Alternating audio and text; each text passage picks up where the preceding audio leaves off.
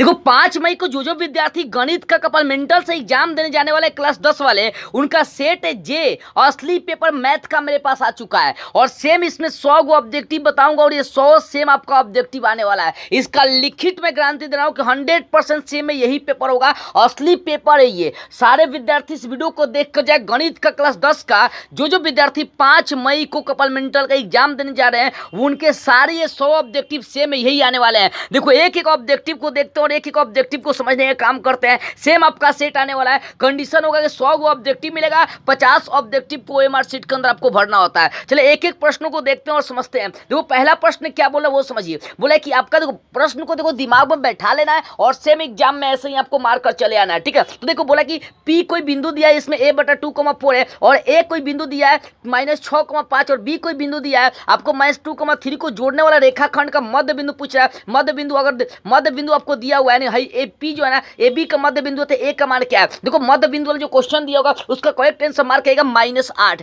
यानी 1 का मारेंगे ए नंबर, ठीक है। अगला प्रश्न बोला है कि 3 बिंदु एक रैखिक हो। देखो संरेख मतलब होता है एक रैखिक एक रेखा में। जब 3 बिंदु एक ही रेखा में होता है त्रिभुज का क्षेत्रफल हमेशा 0 होता है। करेक्ट आंसर हो जाएगा इसका सी। अगर 3वां प्रश्न देखो क्या बोला है। सेम आपके एग्जाम में ऐसे ही प्रश्न आएंगे, प्रश्नों को देख लीजिए एग्जाम में, ठीक है ना, सेम आने वाले हैं। देखो त्रिभुज एबीसी के शीर्षों का निर्देशांक ए बी सी आपको दिया। प्रश्न को मस्तिष्क में बैठा लीजिए, लिख लीजिए, याद कर लीजिए। ए बी सी 3 बिंदु आपको दिया है तो उसके केंद्रक का निर्देशांक पूछा है क्या, उसके केंद्रक का निर्देशांक क्या होगा। तो केंद्रक का निर्देशांक आप निकालेगा। यहाँ पर देखो पहिलका को जोड़ के 3 भाग करिएगा तो निकल जाएगा 4,0। आपका ऑप्शन करेक्ट हो जाएगा डी, ठीक है ना। करेक्ट आंसर क्या हो जाएगा आपका डी नंबर हो जाएगा। 4वां प्रश्न ये क्या बोला है। 4वां प्रश्न में बोल रहा है कि 4वां प्रश्न में बोल रहा है कि हाँ देखते 4वां प्रश्न का है यहाँ पर कि यदि त्रिभुज ए बी सी में ए डी बी ए सी का अर्धक है और तथा ए बी का मान 10 सेंटीमीटर और ए सी का मान 14 सेंटीमीटर, बी सी का मान 6 सेंटीमीटर है तो डी सी का मान पूछा है क्या, डी सी का मान आपका क्या होगा। तो डी सी का मान 3.5 सेंटीमीटर निकलेगा। प्रश्नों को बैठा लीजिए, आंसर सिर्फ एग्जाम में टिक करके आना है, ठीक है। 5वां प्रश्न क्या कह रहा है वो देखो। 5वां प्रश्न बोल रहा है कि त्रिभुज ए बी सी में डी पैरेलल आपका बी सी के है और ए डी का मान 3/5 है, ए सी का मान आपको 5.6 दिया है। तो बताना है कि ए का मान क्या हो जाएगा। तो ए का जो मान आपका हो जाएगा वो आपका 2.1 निकल जाएगा यानी करेक्ट आंसर आपका हो जाएगा डी नंबर। आगे 6वां जो प्रश्न वो देखिए, ठीक है। 6वां प्रश्न क्या कह रहा है वो देखिए। प्रश्नों को समझिए ध्यान से, एक एक प्रश्नों को समझिएगा, सारे प्रश्न आपके हल हो जाने वाले हैं।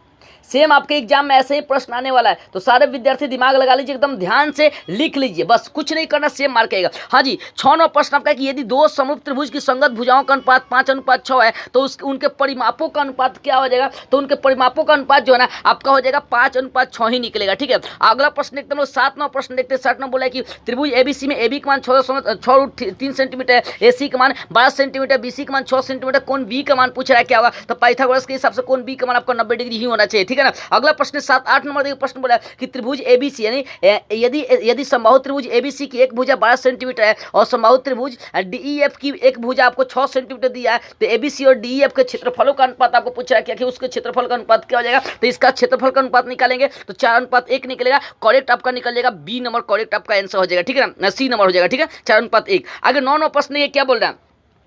9वां प्रश्न आपको बोल रहा है कि देखो कि बोला कि त्रिभुज एबीसी और पीक्यूआर त्रिभुज है जिसमें एडी बोल रहा है कि एडी शीर्ष ए से बीसी पर लंब है तथा पीटी शीर्ष पी से क्यूआर पर लंब है। यदि एडी 9 सेंटीमीटर एवं पीटी आपका 7 सेंटीमीटर त्रिभुज का बोला कि त्रिभुज एबीसी और त्रिभुज पीक्यूआर के क्षेत्रफलों का अनुपात पूछ रहा है क्या कि उनके क्षेत्रफलों का अनुपात क्या हो जाएगा। तो निकालेंगे 9, 7, 49 अनुपात निकलेगा आपका 81, करेक्ट आपका डी हो जाएगा। 10वां प्रश्न देखिए क्या बोल रहा है। 10वां प्रश्न आपको बोल रहा है कि देखो एक समबाहु त्रिभुज की भुजा 12 सेंटीमीटर तो इसकी ऊंचाई कितनी हो जाएगी। तो इसकी ऊंचाई निकलेगा 6√3 निकल जाएगा, ठीक है। आगे 11वां प्रश्न देखिए क्या बोल रहा है। देखो सेम आपके एग्जाम में प्रश्न आने वाला है, थोड़ा सा यहाँ जूम कर दिया गया इसको, इसका आंसर थोड़ा सा स्पष्ट नहीं दिखा था लेकिन सब बैठा लीजिए। बोला किसी वृत्त की 2 समानांतर स्पर्श रेखाओं के बीच की दूरी 10 सेंटीमीटर तो वृत्त की त्रिज्या क्या हो जाएगा आपको ये बताना है। तो वृत्त की त्रिज्या जो है ना आपका निकलेगा यहाँ पर 5 सेंटीमीटर निकल जाएगा, ठीक है। अगला जो प्रश्न 12 नंबर है वो देखिए। 12वां प्रश्न का कह रहा है कि 2 वृत्त यदि बाह्य रूप से स्पर्श करते हैं तो उभयनिष्ठ स्पर्श रेखाओं की संख्या कितनी हो जाएगी। देखो बोले कि बाह्य बिंदु से स्पर्श करते हैं तो उभयनिष्ठ स्पर्श रेखाओं की संख्या कितनी आपकी 2 ही हो जाएगी। करेक्ट निकल जाएगा 12 का सी आपका आंसर निकलेगा, बी निकलेगा, ठीक है। 13 नंबर प्रश्न देखिए, जैसा 13 नंबर प्रश्न आपका क्या है, 13 नंबर आपका प्रश्न क्या कह रहा है। 13 नंबर बोला है कि देखो कि किसी बाह्य बिंदु P से PA और PB दो स्पर्श रेखा खींची गई है और PA का मान 6 तो PB का भी मान 6 सेंटीमीटर हो जाएगा। करेक्ट आपका हो जाएगा पर बी। अगला प्रश्न देखिए 14 नंबर प्रश्न देखिए, बोल रहा है कि यदि 3 सेंटीमीटर त्रिज्या वाले एक वृत्त पर खींची गई स्पर्श रेखा 60 डिग्री का कोण पर झुकी हुई है तो स्पर्श रेखा की आपको लंबाई बताना कि स्पर्श रेखा की लंबाई कितनी हो जाएगी। स्पर्श रेखा की लंबाई तो आपकी 3√3 सेंटीमीटर निकल जाएगा, ठीक है ना। आपको ऑप्शन हो जाएगा सी नंबर। देखो प्रश्नों को मस्तिष्क में बैठा के बस क्या करना है, प्रश्नों को आपको हल करना है, इससे ज्यादा कुछ आपको करना नहीं है, ठीक है ना। तो चलो 15वां प्रश्न बोला कि यदि आपको साइन 20 डिग्री प्लस थीटा और कॉस 30 डिग्री के मान के बराबर दिया था, बोले थीटा का मान आपकी आखिर आप क्या निकालोगे, ठीक है ना। तो 15 का जो करेक्ट आंसर निकलेगा आपका बी नंबर होगा, 40 डिग्री यहाँ पर निकल जाएगा थीटा का मान। आगे प्रश्न देखते हैं 16 नंबर प्रश्न देखिए, सेम प्रश्न आपको 100 आने वाला, इसी प्रकार से ऑब्जेक्टिव आएंगे, ठीक है एग्जाम में। दो त्रिभुज एबीसी में बोला कि कौन सी 90 है, तो बोला कौन सी आपका 90 है, तो साइन ए प्लस बी का मान आपको पूछ रहा है कि कितना निकलेगा। चलो 16 का जो करेक्ट आंसर आपका निकलेगा बी नंबर आपका 1 निकलेगा, ठीक है ना। अगला प्रश्न लोग देखते हैं जैसा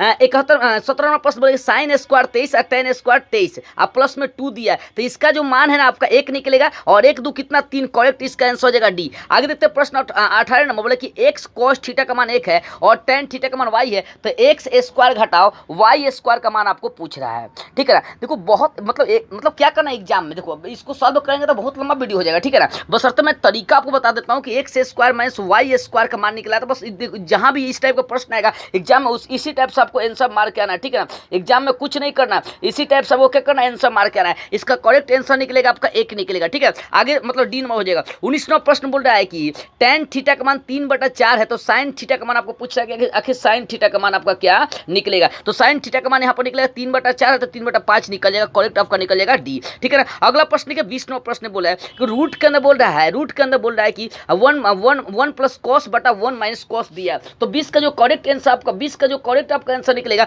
वो हो जाएगा B number, cosec plus cot निकलेगा। 21वां प्रश्न की बोल रहा है, 21वां प्रश्न आपका क्या कह रहा है वो देखिएगा। 21वां प्रश्न है आपका बोला कि tan 5 tan 25 tan 30 tan 65 tan 85 दिया हुआ, ठीक है ना। तो इसका मान पूछ रहा था। चलो 21 का जो करेक्ट, देखो प्रश्नों को सिर्फ बैठा लीजिए दिमाग में, इससे ज्यादा आपको कुछ नहीं करना। इसका करेक्ट आंसर निकलेगा 1/√3 निकलेगा, ठीक है ना। आपको ऑप्शन सी हो जाएगा। 22वां जो प्रश्न बोला है कि cos 38 प्लस cos 52 घटाओ sin 38 इंटू sin 52 बोला है, तो इसका करेक्ट आंसर जो निकलेगा आपका 0 निकल जाएगा, ऑप्शन बी मार लीजिएगा, ठीक है। इस टाइप से जो प्रश्न है तो उसका आंसर 0 होता है। आगे जो 23वां प्रश्न बोला है कि cosec 42/sec 48 गुना cos 37 बटा साइन 53, ठीक है। तो इस टाइप का जो आंसर निकलता है इसका 1 निकलेगा, करेक्ट आंसर मार लीजिएगा सी मार लीजिएगा, ठीक है ना। अगला प्रश्न देखते हैं। देखो प्रश्नों को मस्तिष्क में बैठा लीजिए और सेम एग्जाम में आपको मार्क कराना है और कुछ नहीं करना। देखो अगला प्रश्न में बोल रहा है कि tan अल्फा प्लस बीटा का मान √3 और tan अल्फा का मान 1/√3 दिया, तो tan बीटा का मान पूछ रहा है कि tan बीटा का मान क्या होने वाला है, तो tan बीटा का मान निकलेगा 1/√3 ही निकल जाएगा, ठीक है ना। अगला प्रश्न देखो क्या बोल रहा है 25 नंबर बोला कि आपको रूट इंटू में दिया √2 इंटू साइन π/4 प्लस cos π/4 का मतलब पाई का मान 180 रखे 4 से डिवाइड कर इसका आंसर निकालेगा। चलो 25 का जो करेक्ट आंसर निकलेगा आपका बी निकल जाएगा, इसका 2 मान निकलेगा, ठीक है। आगे 26वां प्रश्न क्या वो देखते हैं। देखो 26वां प्रश्न बोला है कि a cos theta plus b sin theta का मान 4 है, तो a sin theta minus b sin theta का मान 3 है, तो a square plus b square का मान आपको पूछ रहा है कि आखिर a स्क्वायर b स्क्वायर का मान क्या होगा, तो यहाँ पर a स्क्वायर b स्क्वायर का मान आपको 25 निकल जाएगा, करेक्ट आपका हो जाएगा सी, ठीक है। अगला प्रश्न देखो 27वां प्रश्न क्या कह रहा है, बोल रहा है 27वां प्रश्न आपका कि देखिएगा प्रश्नों को ध्यान से, बोला है कि दो वृत्तों के क्षेत्रफलों का अनुपात x स्क्वायर अनुपात y स्क्वायर है, तो उनकी त्रिज्याओं का अनुपात क्या निकलेगा। तो 27 का जो करेक्ट आंसर मार्क आएगा आपका डी हो जाएगा, x अनुपात y निकलेगा, ठीक है। 28वां प्रश्न ये क्या बोल रहा है कि यदि किसी वृत्त के क्षेत्रफल आपको 49 पाई वर्ग सेंटीमीटर है, तो उसका व्यास कितना होगा ये बताना है। चलो 28 का जो करेक्ट आंसर निकलेगा आपका बी निकलेगा, 14 सेंटीमीटर निकल जाएगा। 29वां प्रश्न की क्या बोला है कि 5 चक्रों में 14 सेंटीमीटर त्रिज्या के पहिया के द्वारा तय की गई दूरी कितनी है, तो 29 का जो करेक्ट आपका आंसर निकलेगा बी निकल जाएगा, ठीक है। 29 का जो करेक्ट आंसर निकलेगा ध्यान दीजिएगा, 29 का जो करेक्ट आंसर निकलेगा आपका 440 सेंटीमीटर बी निकलेगा, ठीक है ना। प्रश्नों को सिर्फ मतलब मस्तिष्क में बैठा लो और दिमाग में बैठाकर सेम ऐसा ही आएगा,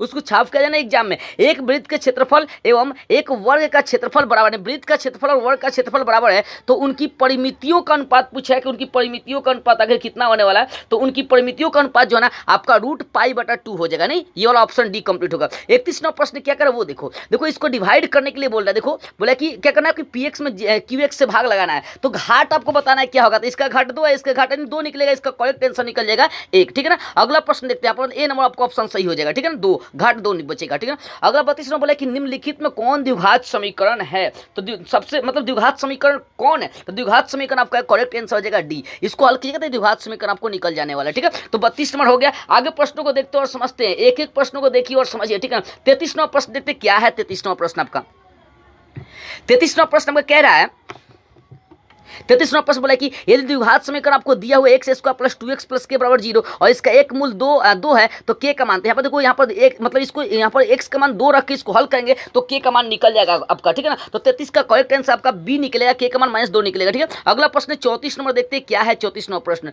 बोला कि यदि बोला कि x plus 3 x square plus x plus 1 का एक गुणनखंड है तो a का मान, यानी यहाँ से x का मान -3 निकालेंगे और -3 यहाँ पर रख के 0 बराबर हल करके इसको हल करेंगे तो 34 का करेक्ट जो आंसर निकलेगा 2/9 निकल जाएगा, ठीक है। सेम आपका एग्जाम में प्रश्न आने वाला है और आप लोगों को बता दूं कि जो स्क्रीन पर दिया गया व्हाट्सअप नंबर है उस व्हाट्सअप नंबर से जुड़कर आप 100% लड़ने वाला पीडीएफ और नोट्स और अपना पूरा जो ना तैयारी कर सकते हो, 100% आपको पास कराया जाएगा, ठीक है ना। 35 नंबर जो करेक्ट आंसर वो देखिए, बोले पी के किस मान के लिए द्विघात समीकरण px square minus 2x plus 3 के मूल वास्तविक और आपके समान होने वाले हैं, ठीक है ना। तो मूल वास्तविक और समान है तो इसको कहना है डी बराबर 0 मान के इसको हल करना। चलो 35 का जो करेक्ट आंसर निकलेगा आपका बी निकलेगा 1/3 निकलेगा, ठीक है। आगे 36 नंबर प्रश्न देखते और समझते हैं। देखो 36 नंबर प्रश्न क्या कह रहा है, बोला 36 नंबर प्रश्न की द्विघात समीकरण आपको दिया हुआ है 6x square minus 3x plus 5 के मूलों की प्रकृति बताना है कि इसकी मूलों की प्रकृति क्या है। डी का मान निकाल दो, पता चलेगा। 0 से बड़ा होगा तो आपका असमान हो जाएगा, 0 से छोटा होगा तो कोई हल नहीं होगा, 0 के बराबर तो समान आपका हल निकलेगा। चलो 36 का जो करेक्ट आंसर आपका निकलने वाला है 36 का आपका सी निकलने वाला है, ठीक है ना। इसका सी वास्तविक नहीं है, यानी कोई इसका हल नहीं होगा। 37 नंबर प्रश्न देखिए, प्रश्नों को मस्तिष्क में बैठा लीजिए, सेम एग्जाम में मार्क इसी टाइप से आपको आना है। यदि द्विघात समीकरण x square plus x minus 20 का एक मूल 4 है तो इसका दूसरा मूल आपको पूछ रहा है कि इसका दूसरा मूल आपका कितना होने वाला है, तो इसका करेक्ट आपका आंसर हो जाएगा -5, इसका दूसरा मूल होगा। 38 नंबर प्रश्न देखिए क्या बोल रहा है। 38 नंबर प्रश्न आपको बोल रहा है कि यदि द्विघात समीकरण x square plus 6x plus 5 का मूल अल्फा बीटा है तो alpha square plus beta square का मान आपका पूछ रहा है, ठीक है। Alpha square plus beta square का मान आपका निकलेगा यहाँ पर 26 निकलेगा, करेक्ट आपका आंसर हो जाएगा सी। 39 नंबर प्रश्न क्या बोल रहा है कि द्विघात समीकरण px square minus qx plus r बराबर 0 दिया है तो इसका मूल बताना कि आखिर इसका मूल क्या हो जाएगा। तो द्विघाती सूत्र का प्रयोग करके इसको जब हल कीजिएगा तो इसका मूल आपका ये वाला निकलेगा आपका plus q plus minus root under आपको p square q square minus, ये आपका ऑप्शन ए वाला हो जाएगा करेक्ट, ठीक है ना। देखो प्रश्नों को मस्तिष्क में बैठा ले और सेम एग्जाम में मार्क आ जाएगा, ठीक है। सेम मार्क आना, कुछ नहीं करना। एक्स का मान -1 दिया है और आपको दोनों समीकरण यहाँ पर दिया है तो इसका उभयनिष्ठ यानी एक्स मतलब जो है दोनों समीकरण का उभयनिष्ठ हल आपका ये एक्स बराबर -1 है तो p प्लस क्यू का मान पूछ रहा है कि आखिर p प्लस क्यू का मान आपका क्या हो जाएगा। तो p प्लस क्यू का मान आपका p प्लस क्यू का जो मान हो जाएगा आपका b निकलेगा, यानी आपका करेक्ट यहाँ पर आंसर निकल जाएगा -1। आगे 41वां प्रश्न की क्या बोल रहा है। 41वां प्रश्न में बोल रहा है कि एक घनाभ की लंबाई चौड़ाई ऊंचाई क्रमशः 15, 6, 5 मीटर हो तो घनाभ के पार्श्व पृष्ठीय क्षेत्रफल क्या होगा। तो पार्श्व इसका पृष्ठीय क्षेत्रफल जो है ना बी हो जाएगा 210 सेंटीमीटर निकल जाएगा, ठीक है ना। इसको हल करेगा, यहाँ पर हल किया हुआ सबसे पहले, ठीक है ना, हल करके आपको बताया गया, ठीक है। तो बस कुछ नहीं करना है, सेम एग्जाम में आएंगे, सेम आपको छाप कर आ जाने हैं। देखो बोले 8 सेंटीमीटर भुजा वाले घन में से 4 सेंटीमीटर भुजा वाले कितने घन बनाए जा सकते हैं, यानी 8 सेंटीमीटर भुजा वाला जो घन है उसमें 4 सेंटीमीटर भुजा वाला कितना घन आप बना सकते हैं, आपको ये बताना है। तो 42 का करेक्ट आंसर निकलेगा आपका 8 बना सकते हैं, ठीक है ना। आगे 43वां प्रश्न देखिए, एक एक प्रश्नों को देखिएगा और एक एक प्रश्नों को एग्जाम में छाप कराना है, सेम आपको छाप कराना है, ठीक है। बोला धातु के 3 घन जिसके किनारे 3 सेंटीमीटर, 4 सेंटीमीटर, 5 सेंटीमीटर तो पिघलाकर एक घन बनाया जाता है तो नए घन का पार्श्व पृष्ठीय क्षेत्रफल आपको बताना है, ठीक है ना। तो 43 का जो करेक्ट आंसर निकलेगा बी निकलेगा 144 सेंटीमीटर यहाँ पर निकल जाएगा। अगला 44वां जो प्रश्न आपको बोल रहा है कि दो बेलन की त्रिज्याओं का अनुपात 2:3 है और उनकी ऊंचाइयों का अनुपात 5:3 है तो उनके आयतनों का अनुपात आपको बताना है कि उनके आयतनों का अनुपात कितना निकलेगा। तो इसका आयतनों का अनुपात 20:27 निकलेगा, करेक्ट आपका बी हो जाएगा। आगे 45वां प्रश्न क्या बोला है, यदि बेलन के वक्र पृष्ठ का क्षेत्रफल आपको बोला है कि 1610 सेंटीमीटर स्क्वायर है और इसके आधार की त्रिज्या आपका 14 सेंटीमीटर है तो इसकी ऊंचाई बताना कि इसकी ऊंचाई कितनी हो जाएगी। तो इसकी ऊंचाई निकालेंगे तो इसकी ऊंचाई 20 सेंटीमीटर आपका निकल जाएगा, करेक्ट आपका सी हो जाएगा, ठीक है। 46वां प्रश्न क्या वो देखिए, बोल रहा है कि एक धातु के पाइप की बाह्य त्रिज्या 4 सेंटीमीटर और आंतरिक त्रिज्या 3 सेंटीमीटर है। यदि इसकी लंबाई 10 सेंटीमीटर तो धातु का आयतन कितना होगा। तो धातु का जो आयतन आपका निकलने वाला है, इसका करेक्ट आंसर निकलेगा बी, 220 सेंटीमीटर निकलेगा। अगर 47वां प्रश्न देखिए, आपको क्या बोल रहा है कि ये देखो प्रश्नों को बस समझ लेना है और वैसे ही एग्जाम में आपको मार के आना है, ठीक है। बोला कि यदि किसी शंकु के आधार की त्रिज्या आर एवं इसकी त्रिज्या की ऊंचाई एल है तो शंकु के वक्र पृष्ठ क्षेत्रफल का आपको फॉर्मूला बताना है। क्या कि इसका फॉर्मूला क्या होगा, तो इसका फॉर्मूला पाई आर एल हो जाएगा। करेक्ट आपका निकलेगा बी। अगला प्रश्न देखते हैं हम लोग। अगला प्रश्न 48 नंबर बोल रहा है कि 14 सेंटीमीटर व्यास वाले अर्ध गोले का कुल पृष्ठीय क्षेत्रफल कितना होगा। तो इसका कुल पृष्ठीय क्षेत्रफल निकालेंगे तो 147 पाई सेंटीमीटर का स्क्वायर निकल जाएगा। 49 नंबर प्रश्न क्या कर वो देखिए, बोला कि एक शंकु का आयतन 1570 सेंटीमीटर क्यूब है। यदि इसके आधार का क्षेत्रफल 314 सेंटीमीटर है तो इसकी ऊंचाई कितनी होगी ये बताना है। तो इसकी ऊंचाई निकालेगा तो इसकी ऊंचाई आपका निकलेगा 15 सेंटीमीटर निकलेगा। ऑप्शन बी कंप्लीट होगा। 50 नंबर प्रश्न देखते हैं। देखो सेम एग्जाम में मार्क करना कुछ नहीं करना है। 50 नंबर जो प्रश्न आपका है वो देखिए क्या कह रहा है कि यदि एक गोला की त्रिज्या 2r है तो इसका आयतन कितना होगा। तो इसका आयतन निकालेंगे, हल करेंगे तो 32 पाई आर क्यूब बटा आपका निकल जाएगा 3 निकल जाएगा, ठीक है ना। ऑप्शन ए कंप्लीट हो जाएगा। 51 नंबर प्रश्न बोला है कि आपको समानांतर से दिया देखो यहाँ पर, और इसका 11वां पद पूछा था। ये वाला जो भी प्रश्न जहां भी प्रश्न आएगा इसका करेक्ट आंसर आप बी मार्क करेगा, 22 निकल जाएगा 11वां पद, ठीक है ना, 22, ठीक है ना। अगला प्रश्न बोल रहा है कि देखो एपीए में आपको प्रश्न दिया समानांतर श्रेणी में, अब बोले कि 8 पदों यानी 8 तक दिया तो इसमें पदों की संख्या बताना है, इसमें कितना पद हो जाएगा। चलो 52 का जो करेक्ट आंसर आप मार्क करेगा वो ए होगा,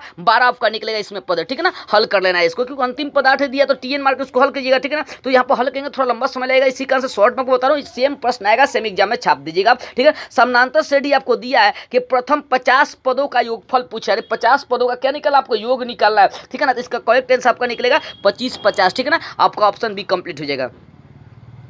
14 नंबर प्रश्न बोला है कि बताना है कि देखो 2√7 -3 यानी बोला है कि प्लस से माइनस कौन सा चतुर्थांश आपका जाता है, प्लस से माइनस वाला चतुर्थांश आपको बताना है किस में जाता है, ठीक है ना। तो उसका करेक्ट जो आंसर निकलेगा आपका, देखो माइनस से प्लस यानी प्लस से माइनस आपका जाता है तो वो आपका चतुर्थांश है, चौथा चतुर्थ हो जाएगा, करेक्ट आपका हो जाएगा डी, ठीक है ना। अगला प्रश्न देखते हैं 55 नंबर प्रश्न क्या बोला। देखो बीच की दूरी निकालने के लिए बोल रहा है, क्या बोला, बीच की दूरी निकालने के लिए आपको बोल रहा है। तो बीच की दूरी निकालने के लिए बोला, तो इसे यहाँ पर बीच की दूरी निकालने दो निकल जाएगा, करेक्ट आपका निकल जाएगा बी नंबर ऑप्शन से हो जाएगा। आगे 56 नंबर प्रश्न क्या वो देखिए।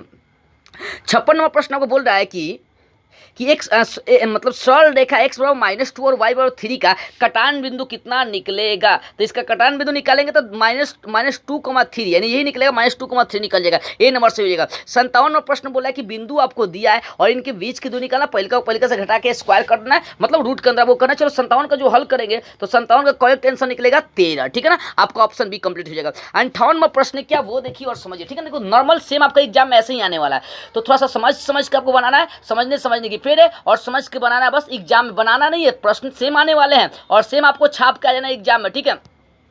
ज़्यादा चिंता करने की आवश्यकता नहीं है। स्क्रीन पर जो दिया गया व्हाट्सअप में वहाँ से आप लोग संपर्क भी कर सकते हैं, ठीक है ना। वहाँ पर 100% लगने वाला PDF नोट्स आपको हर विषय का मिल जाएगा और वहाँ से आपका तैयारी भी कंप्लीट कर जाएगा। चलो 58वां प्रश्न देखते, बोले कि y अक्ष पर वह बिंदु जो बिंदु 5, -2 और -13,2 से समदूरस्थ है। तो y अक्ष पर बिंदु, तो y अक्ष वाला जो प्रश्न आएगा उसका करेक्ट आंसर आप मार्क आएंगे सी, ठीक है ना, 0,-2 हो जाएगा। आगे देखते हैं, आगे प्रश्न देखते हैं 59वां प्रश्न देखिए। 59वां प्रश्न क्या कह रहा है, बोल रहा है कि PQRS एक आयत है जिसके शीर्ष आपको 4 को दिया, PQR दिया हुआ देख सकते हैं। तो आयत का क्षेत्रफल बताना है कि यहाँ पर आयत का क्षेत्रफल कितना आने वाला है। तो आयत का क्षेत्रफल जब निकालेंगे तो आयत का क्षेत्रफल 12 निकल जाएगा, करेक्ट आपका निकलेगा डी नंबर, ठीक है। 60वां प्रश्न देखिए, बोल रहा है कि ABC 3 को दिया और इनके मतलब ये ABC का शीर्ष है, नहीं त्रिभुज ABC का शीर्ष आपको ABC दिया, तो त्रिभुज ABC का क्षेत्रफल पूछ रहा है कि त्रिभुज ABC का क्षेत्रफल कितना होगा। तो यहाँ पर निकालेंगे तो 1/2 AB निकलेगा, ठीक है। अगला प्रश्न 61 नंबर देखिए। 61 नंबर प्रश्न क्या कह रहा है, बताना है कि निम्न बहुपद कौन नहीं है। तो जब बटा में x आता है ना तो बहुपद नहीं होता, आपको ऑप्शन यहाँ पर डी हो जाएगा, ठीक है। अगला प्रश्न देखते हैं 62 नंबर प्रश्न बोला कि इस बहुपद की आपको घाट बतानी है, ठीक है ना। तो बहुपद का घाट आपको बताना 6, 5, 11 घाट हो जाएगा, ठीक है ना, करेक्ट आपका सी हो जाएगा। आगे 63 नंबर प्रश्न बोला कि इसका शून्य क्या होगा। तो +-√11 निकलेगा, +-√11 आपका करेक्ट ऑप्शन हो जाएगा सी नंबर। आगे प्रश्न नंबर 64 देखिए क्या बोला, प्रश्न नंबर 64 आपको यहाँ पर बोला कि -2 और इस द्विघात बहुपद के एक शून्यक है तो बताना है कि ए और बी का मान क्या निकलेगा। चलो 64 का जो करेक्ट आंसर निकलेगा आपका, 64 का जो करेक्ट आंसर निकलेगा वो आपका डी हो जाएगा, ए बराबर 4 और बी बराबर 6 निकलेगा। आगे 65 नंबर प्रश्न देखते हैं। आपको बोला है बहुपद दिया और इसके शून्यकों का गुणनफल 8 है तो ए का मान आपको बताना अल्फा इंटू बीटा का बना दिया तो उसके हिसाब से वो क्या करना है, इसको हल करना है। 65 का जो करेक्ट आंसर निकलेगा आपका सी निकल जाएगा। अगर 66 नंबर प्रश्न देखते हैं क्या है, बोला है कि निम्नलिखित में से किस द्विघात बहुपद का शून्यक 4 -2 है, यानी किस द्विघात बहुपद का शून्यक 4 -2 आपका निकलेगा तो वो आपका हो जाएगा 4 दूना 8 ये वाला निकलेगा आपका, ठीक है ना, x² - 2x - 8 ये आपका ऑप्शन ए कंप्लीट होगा। आगे 67 नंबर प्रश्न देखिए और समझिए क्या दिया 67 नंबर प्रश्न, ठीक है। सेम आपके एग्जाम में ऐसे ही प्रश्न आएंगे, याद देखिएगा, सेम आपके एग्जाम में प्रश्न आने वाला है, कहीं से इधर उधर प्रश्न नहीं आएगा, ठीक है। 67वां प्रश्न क्या कह रहा है वो देखिए, ठीक है ना। 67वां प्रश्न बोल रहा है आपका कि px का मान दिया है तो अल्फा px का शून्य मतलब px दिया है और इसका शून्य अल्फा बीटा है तो अल्फा बीटा बटा 4 का आपको मान निकालना है, ठीक है। 3/4 अल्फा इंटू बीटा यानी c बटा है 3 और 4, यानी देखो यहाँ पर बोला कि इसका अल्फा इंटू बीटा बटा 4 का मान निकले। 67 का जो करेक्ट आंसर निकलेगा यहाँ पर -1 निकलेगा, ठीक है। अगला प्रश्न मुझे जरा सा पढ़ते हैं। अगला प्रश्न बोल रहे हैं कि देखो यदि बहुपद QX का एक शून्यक आपका -3 है तो QX का गुणनखंड का तो -3 है, +3 आपका ऑप्शन ये वाला सही हो जाएगा, बी नंबर, ठीक है ना। अगला प्रश्न देखते हैं। देखो सेम आपके एग्जाम में प्रश्न आने 69वां प्रश्न बोला है कि ये px का मान दिया है, gx का मान gx से भाग दिया जाए तो जो भागफल आएगा उसका घाट, तो यहाँ इसका घाट 2 है, इसका 4 है तो भाग लगाना 2 आपका करेक्ट आंसर हो जाएगा, यहाँ पर बी हो जाएगा। आगे 69-70वां प्रश्न देखिए क्या बोल रहा है कि बहुपद आपको दिया हुआ है, इसका शून्यक अल्फा बीटा है तो अल्फा +1 और बीटा +1 का मान पूछ रहा है कि आखिर क्या हो जाएगा, ठीक है ना। तो 67 का जो करेक्ट आंसर निकलेगा -4 निकल जाएगा, ठीक है। 70 का जो आंसर निकलेंगे वो -4 निकलेगा, सी हो जाएगा। 71वां प्रश्न बोला कि प्रथम 10 विषम संख्याओं का माध्य क्या होगा, बोले प्रथम 10 विषम संख्याओं का माध्य आपका क्या होने वाला है, तो 10 विषम संख्याओं का माध्य निकालेंगे तो आपका 10 आएगा, ठीक है ना, निकाल के देखिएगा, ठीक है, ऑप्शन भी होगा। आगे 72वां प्रश्न बोला कि जो आपको यहाँ पर अंक दिया हुआ है कि 15, 6, 16, 8, 22, 21, 9, 18, 25 की माध्यिका पूछ रहा है कि इसकी माध्यिका क्या हो जाएगी। चलो 72 का जब माध्यिका निकालेंगे आप तो यहाँ पर माध्यिका इसका निकलेगा ये 16, करेक्ट आपका हो जाएगा ए नंबर। अगला प्रश्न बोला कि बहुलक कौन है, 73 बोले कि बहुलक इसको बताना है कि कौन है, तो जो बार आएगा सबसे अधिक बार आएगा, गिन लो कौन सबसे अधिक बार 6 है तो इसका बहुलक हो जाएगा 6, यानी बी करेक्ट हो जाएगा। 74वां प्रश्न क्या बोल रहा है कि एक ब्रह्मवर्ता बंटन के माध्यिका और बहुलक का मान दिया है तो आपको माध्य का मान निकालना है। तो जब हाई वाला मान सेम प्रश्न एग्जाम में आएगा, ये वाला जो मान आया होगा और माध्य का मान पूछेगा तो 74 का जो है ना आप करेक्ट आंसर मार के आएगा ए नंबर 49.70, ठीक है। आगे 75वां प्रश्न देखिए क्या बोल रहा है। 75वां प्रश्न में बोला कि यदि 5 प्रेक्षण आपको दिया, देखो x, x+2, x+4, x+6 और x+8 और इसका माध्य 11 है तो आपको x का मान निकालना है। जब इसको हल कीजिएगा 75 नंबर के प्रश्नों को तो इसका यहाँ पर x का जो मान आएगा वो 7 आ जाएगा, करेक्ट आपका हो जाएगा सी। आगे प्रश्न में बोला कि एक असंभव घटना की प्रायिकता कितना होता है, 0 होता है, करेक्ट मान लीजिएगा वी। आगे 77वां प्रश्न देखते हैं।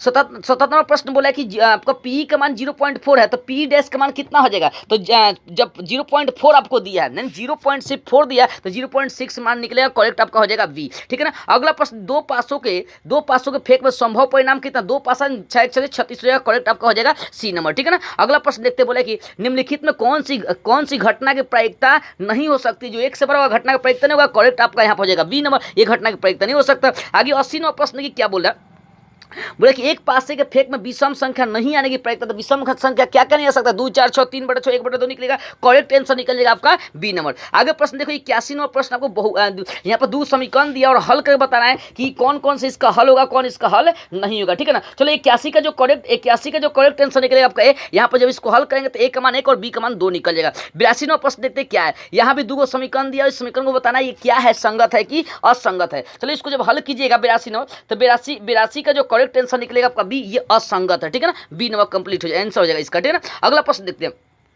83वां प्रश्न क्या बोल रहा है, समीकरण दिया है 2 और इसका आलेख बताना है कि आलेख किस प्रकार होता है, 2/4, 3/6, 4 देखो 1/2 निकलेगा, यहाँ भी 1/2 निकलेगा, लेकिन यहाँ 1/3 है, 2 मान से इसका मतलब जो है ना समानांतर सरल रेखा ग्राफ आएगा, ऑप्शन बी कंप्लीट हो जाएगा, ठीक है ना। अगला प्रश्न देखिए 84वां प्रश्न क्या बोला है कि बताना है कि इसके कितने हल होने वाले, ये बताना है, ठीक है ना। जो समीकरण है इसका कितने हल होगा, तो देखो यहाँ से निकालता है 2/3 और ये निकलेगा -3/3, केवल एक हल होगा, आपको ऑप्शन ए कंप्लीट हो जाएगा, ठीक है ना। अगला प्रश्न देखते हैं 85 नंबर। 85वां प्रश्न बोला कि के किस मान के लिए समीकरण निकाय इतना इतना के अनंत हल होंगे। तो अनंत हल होगा तो इसको हल करना पड़ेगा। चलो 85 का जो करेक्ट आंसर बताया तो इसका आंसर 10 निकलेगा। के 10 मान के लिए अनंत हल निकलेगा। 86वां प्रश्न बोला कौन समानांतर श्रेणी में है और कौन समानांतर श्रेणी में नहीं है, ये आपको बताना है। तो यहाँ पर जब इसको हल कीजिएगा तो समानांतर श्रेणी सर्वांतर निकलेगा तो इसका सेम आएगा समानांतर, मतलब इसका सर्वांतर सेम आएगा तो यही समानांतर श्रेणी में करेक्ट इसका हो जाएगा डी। आगे प्रश्न में 87 देखिए क्या बोल रहा है कि देखो बोला कि पी के किस मान के लिए दिया गया जो ना समानांतर श्रेणी में। तो हल करेंगे, इसको इससे घटाएंगे, इसको इससे घटा के हल करेंगे, ठीक है। दूसरा को पहला से और तीसरा को दूसरा से घटा के जब इसको हल कीजिएगा तो 87 का जो करेक्ट आंसर आ जाएगा वो आपका बी हो जाएगा, ठीक है। पी का मान आ जाएगा 4। आगे 88वां प्रश्न देखते हैं। देखो 88वां प्रश्न क्या बोल रहा है। 88वां प्रश्न आपको बोल रहा है कि एन का मान, एन समानांतर श्रेणी इतना इतना का एनवा पद है तो ए 25 और ए 10 का मान निकाल देना है। चलो 88 का जो करेक्ट आपका आंसर निकलेगा 88 का जो करेक्ट आपका आंसर निकलेगा वो बी हो जाएगा, ठीक है ना। 75 निकलेगा, ठीक है ना, उसका मान निकालेंगे 75 हो जाएगा। 89वां प्रश्न क्या वो देखो बोला कि समानांतर श्रेणी का दूसरा पद 13 है और इसका 5वां पद 25 है तो श्रेणी का सार्व अंतर बताना है कि कितना हो जाएगा। चलो 89 का जो करेक्ट आंसर निकलेगा आपका बी 4 निकलेगा, ठीक है ना। अगला प्रश्न 90 नंबर देखते हैं। 90वां प्रश्न आपको बोल रहा है कि यदि समानांतर श्रेणी के n पदों का योगफल दिया तो समानांतर श्रेणी का सार्व अंतर आपको बताना है कि समानांतर श्रेणी का सार्व अंतर कितना निकलेगा। तो समानांतर श्रेणी का सार्व अंतर यहाँ पर निकालेंगे तो -2 निकलेगा, ठीक है ना। अगला प्रश्न, प्रश्नों को मस्तिष्क में बैठाइएगा और सेम एग्जाम में मार के आपको आ जाना, बताना है कि कौन सी संख्या है। यहाँ आपका 8/9 निकलेगा, यहाँ 4/3 निकलेगा तो परिमेय संख्या हो जाएगा, करेक्ट आपका हो जाएगा ए। अगला प्रश्न देखते हैं 92 में बोल रहा है कि इनका गुणनफल क्या हो जाएगा। तो हमेशा अपरिमेय का अपरिमेय गुणनफल होता है, ये आपका करेक्ट हो जाएगा बी। आगे प्रश्न में देखते हैं जरा सा।